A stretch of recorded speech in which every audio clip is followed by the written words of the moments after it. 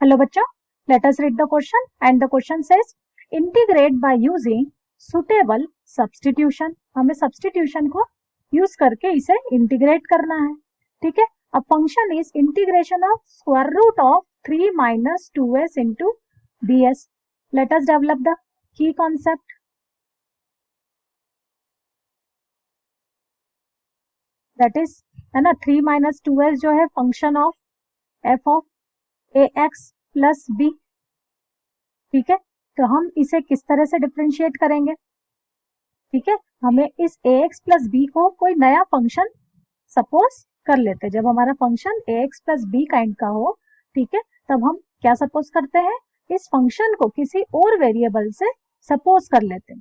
तो let ax plus b is equals to suppose t, है ना। तो हम इसका है ना सब्स्टिट्यूशन डेवलप करते हैं। देखिए कैसे, डायरेक्ट हम क्वेश्चन में इस चीज को समझते हैं। तो equation is root 3 minus 2s ds। ठीक है, तो यहाँ पर लेट हम करेंगे 3 माइनस 2s। यहाँ 3 माइनस 2s क्या है? 3 माइनस 2s क्या है ना ax प्लस b काइंड में है। तो ये 3 minus 2s is equal to suppose कर लेते हैं t। अगर 3 माइनस 2s t का फंक्शन है, ठीक है, तो हम इस फंक्शन को विथ रिस्पेक्ट टू किसके सॉल्व करते हैं? s के रिस्पेक्ट में सॉल्व कर देते हैं। So differentiate with respect to s both side, so this will become d by ds of 3 minus 2s और राइट हैंड साइड में हो जाएगा d by ds of t। सो देखिए 3 का जो डिफरेंशिएशन है विथ रिस्पेक्ट टू x हो जाएगा 0 बिकॉज इट इज कांस्टेंट।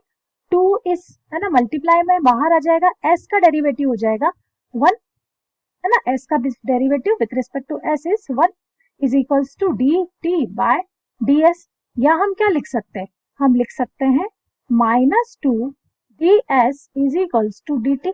तो हमने dt को सब्स्टिट्यूट कर दिया है माइनस 2 इंटू ds में, करेक्ट। या हमारा यहाँ ds है तो हम लिख सकते हैं ds is equals to dt by minus 2, है ना। ये सब्स्टिट्यूशन डेवलप कर लिया हमने और एक तरफ हमने पूरे फंक्शन को किससे सब्स्टिट्यूट किया है? t से। तो चलिए यहाँ हम सॉल्व करते हैं।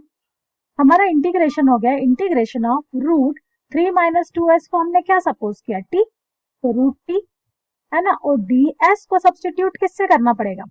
dt by minus 2। तो मैं 1 बाय माइनस 2 बाहर ले जाती हूँ इंटीग्रेशन के। ठीक है, अब देखिए माइनस 1 बाय 2।